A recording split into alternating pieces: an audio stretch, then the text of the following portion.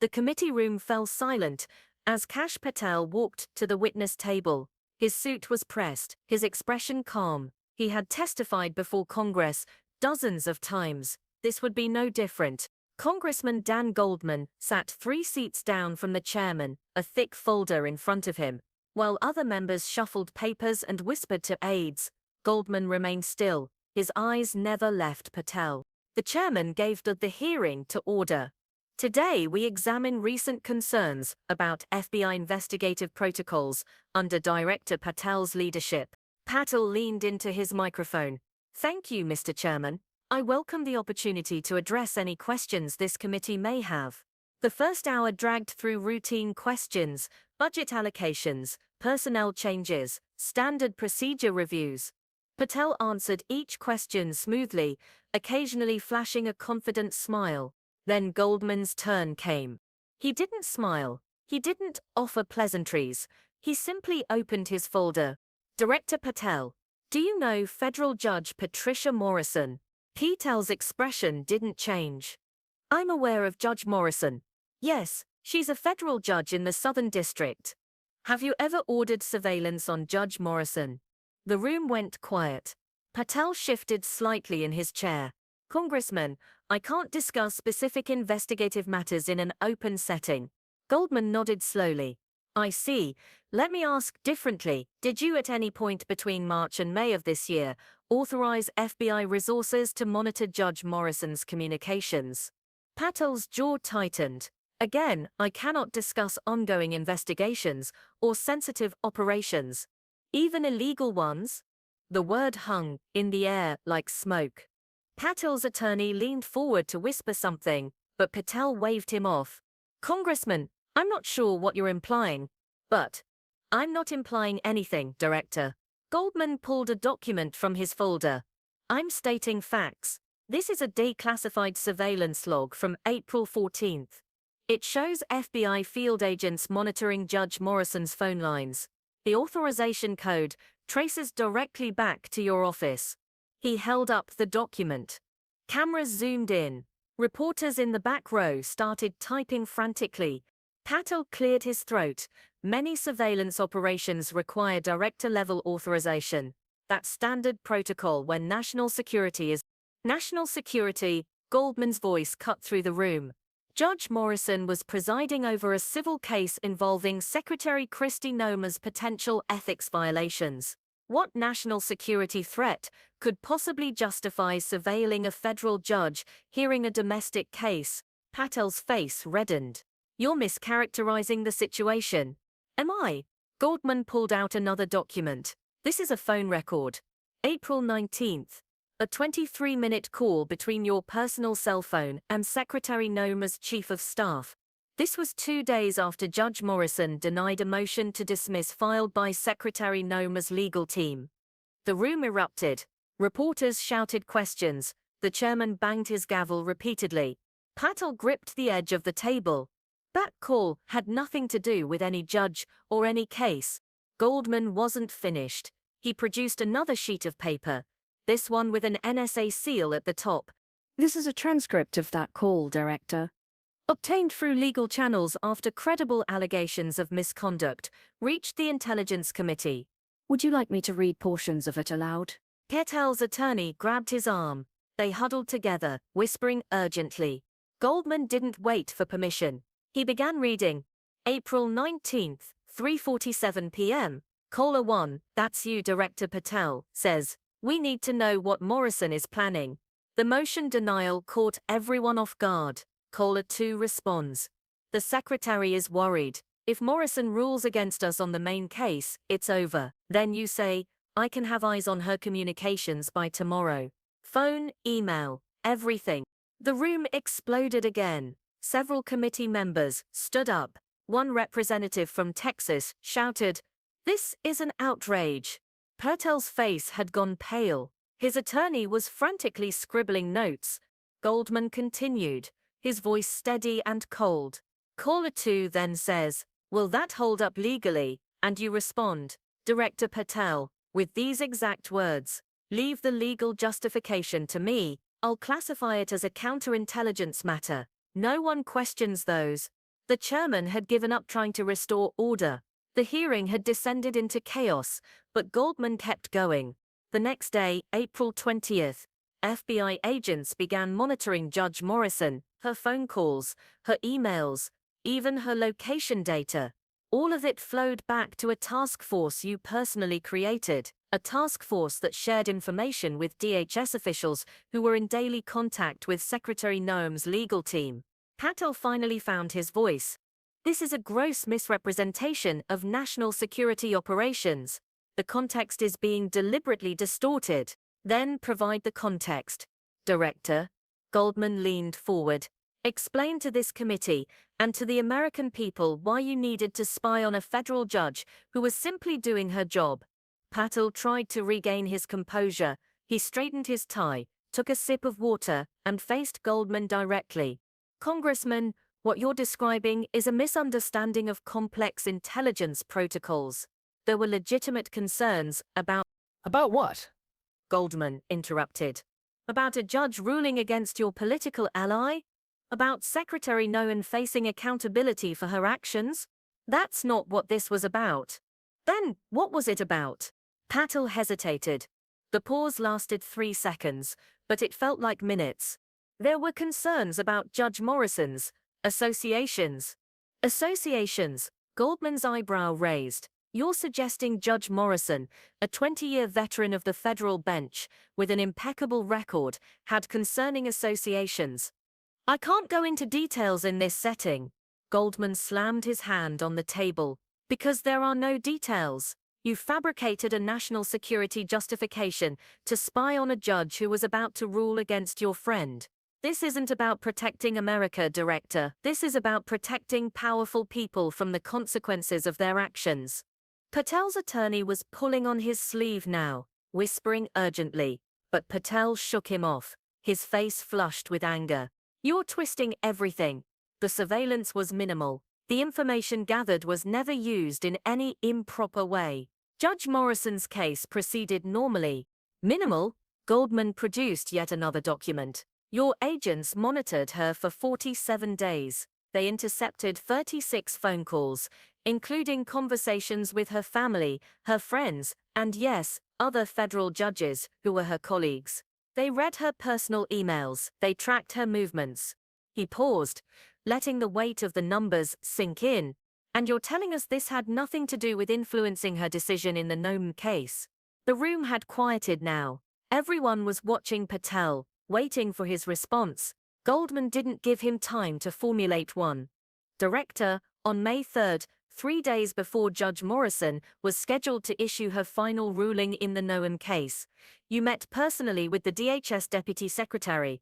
This meeting wasn't on your official calendar. We know about it, because one of your own agents reported it to the Inspector General. Patel's eyes widened slightly. That was a routine intelligence briefing. At a restaurant? At 9 p.m., with no aides present, and no official record of what was discussed. Sometimes sensitive matters require discreet handling. Discreet or hidden? Goldman pulled out a photograph.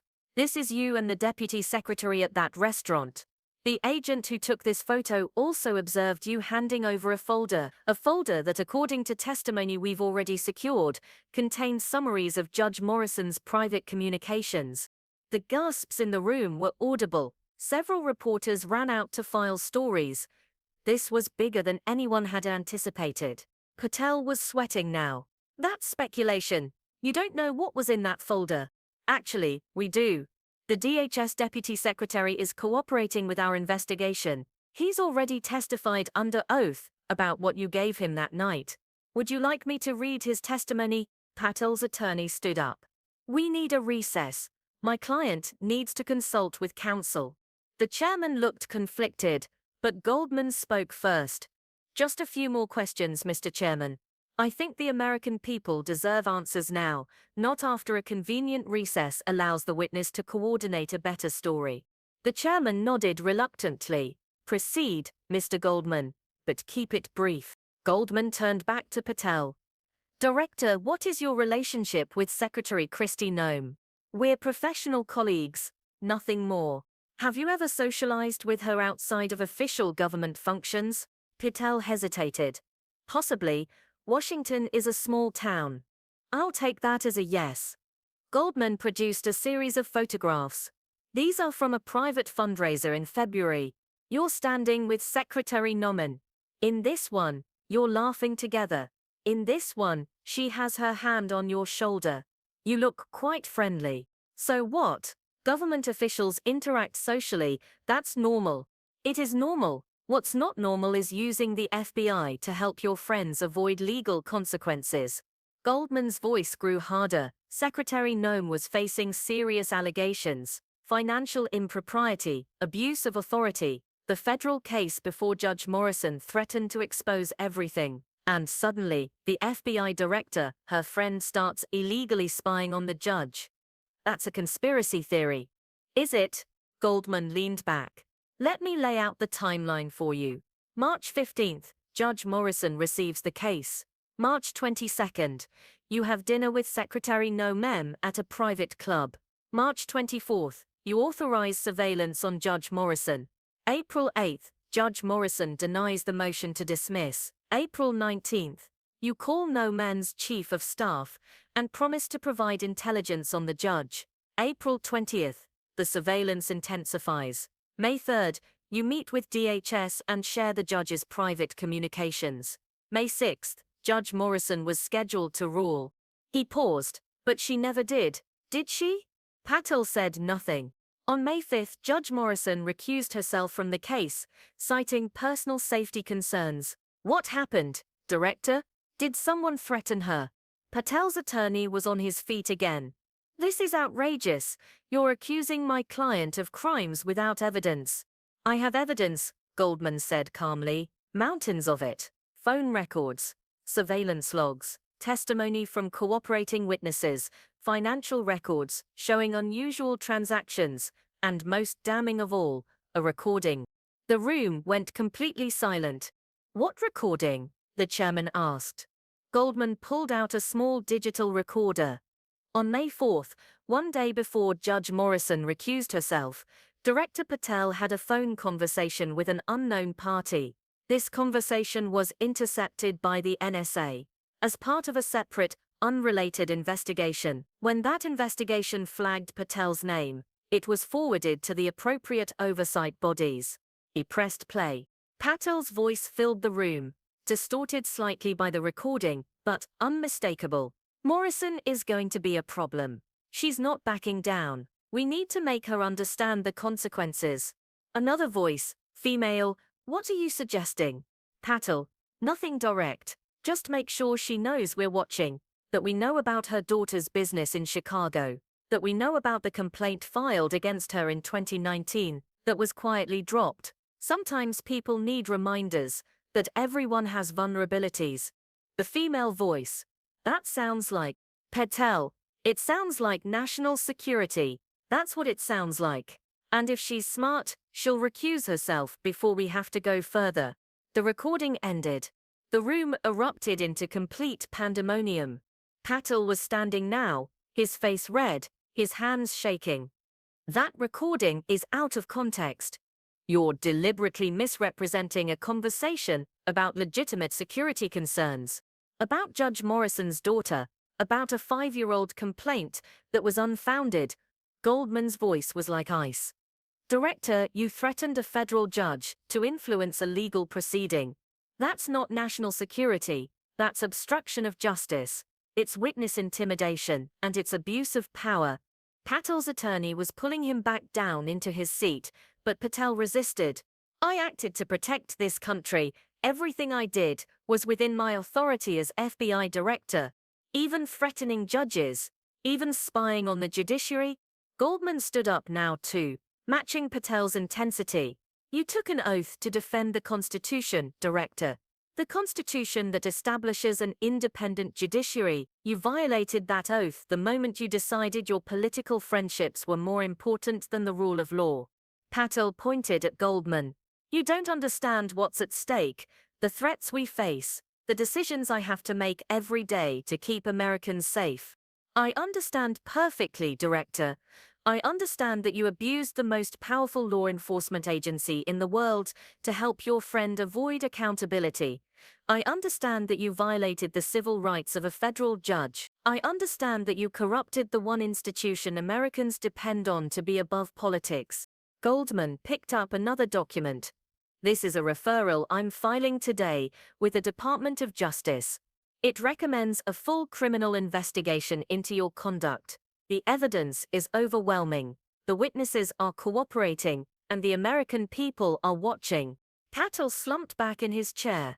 The fight seemed to drain out of him. His attorney was whispering frantically in his ear. Goldman sat back down. Director Patel, I have one final question. The room waited.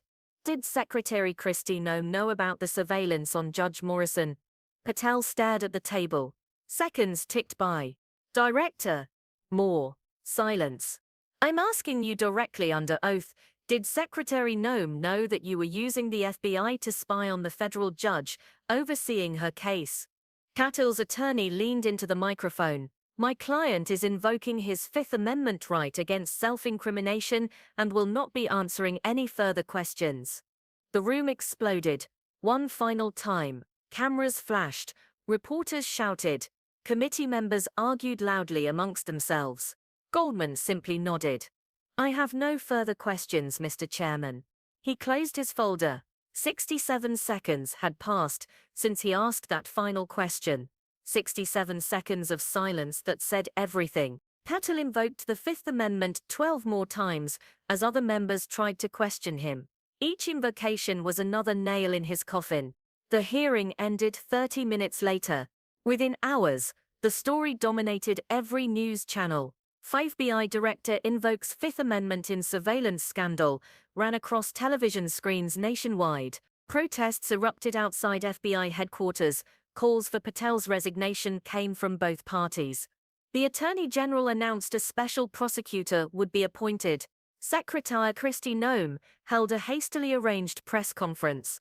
I had no knowledge of any surveillance of Judge Morrison.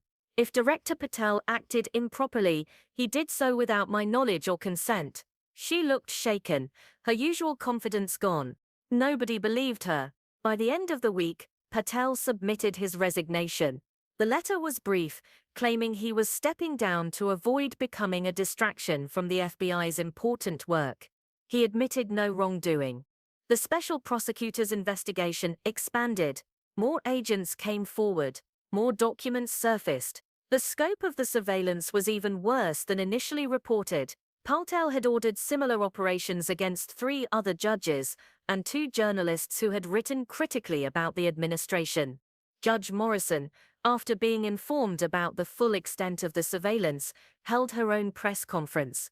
For 47 days I lived my life not knowing that the FBI was watching my every move, reading my emails, listening to my phone calls, following me. This should terrify every American. If they can do this to a federal judge, they can do it to anyone. Congressional oversight committees launched multiple investigations. The House Judiciary Committee began drafting legislation to limit FBI directors' authority to authorize domestic surveillance. The Senate Intelligence Committee called for a complete review of all surveillance operations approved in the past 2 years. 3 weeks after the hearing, Secretary Noem announced she would not seek re-election. Recent events have made it clear that I cannot effectively serve the American people while under this cloud of suspicion, she said. She too admitted no wrongdoing, but her political career was effectively over. The DHS Deputy Secretary who had cooperated with Goldman's investigation received immunity from prosecution. His testimony revealed an even deeper conspiracy. Patel had used FBI resources to gather intelligence on multiple political opponents, always justifying it as national security. Former FBI agents spoke out publicly, many for the first time. They described a culture of intimidation under Patel's leadership. Agents who questioned orders were reassigned. Those who pushed back were forced out. He turned the FBI into a political weapon. One 25-year veteran told Congress in a subsequent hearing, everything became about protecting his allies and targeting his enemies. That's not what the FBI is supposed to be. Goldman became a national figure overnight. He received death threats and praise in equal measure. Some called him a hero, others accused him of political grandstanding. He dismissed both labels. "I simply asked questions and presented evidence," he said in an interview. "The fact that those questions and that evidence destroyed someone's career isn't my fault, it's his." The criminal investigation into Patel took months. The special prosecutor's report, when it finally came, ran over 400 pages. It detailed systematic abuse of power, obstruction of justice, witness intimidation, and conspiracy. Patel was indicted on 17 counts. The trial began the following spring. Patel pleaded not guilty to all charges. His defense team argued that everything he did was within his authority as FBI director and was motivated by legitimate national security concerns. The prosecution methodically dismantled that defense. They played the recordings. They showed the documents. They called the cooperating witnesses. The jury deliberated for 3 days. Guilty on 14 counts. Not guilty on 3. Patel showed no emotion. As the verdict was read, he was sentenced to 8 years in federal prison. During the sentencing hearing, the judge spoke directly to him. "You held one of the most powerful positions in American government. You commanded the respect and resources of the nation's premier law enforcement agency. And you betrayed that trust completely. You turned the FBI into your personal security force, targeting anyone who threatened your interests or the interests of your political allies." The judge paused. "What you did threatens the foundation of our democracy. An independent judiciary is essential to our system of government. When the FBI director can spy on judges with impunity, when he can threaten them to influence their rulings, we no longer have justice. We have tyranny." Patel was led away in handcuffs. Secretary Noem was never charged criminally, but civil lawsuits against her dragged on for years. She became a political pariah. Even her former allies distanced themselves.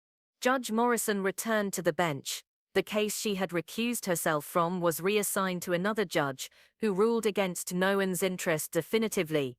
The evidence of misconduct was overwhelming once it could be examined fairly. 2 years after that 67-second exchange in the congressional hearing room, Dan Goldman spoke at a law school commencement. "Democracy is fragile," he told the graduates. "It depends on institutions functioning properly, on people in power respecting the limits of that power, on accountability when those limits are violated." He talked about the investigation, though he rarely did publicly anymore. "I spent months gathering evidence, making sure every fact was verified, every document was authenticated, every witness was credible, because I knew I would only get one chance.